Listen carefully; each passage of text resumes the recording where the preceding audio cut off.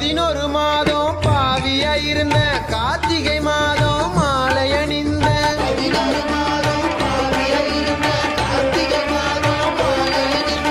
பார்வதி டீச்சரை மறந்து புட்டு உன் பாதத்துல நான் சரணடைஞ்சேன். பார்வதி டீச்சரை மறந்து புட்டு உன் பாதத்துல நான் சரணடைஞ்சேன்.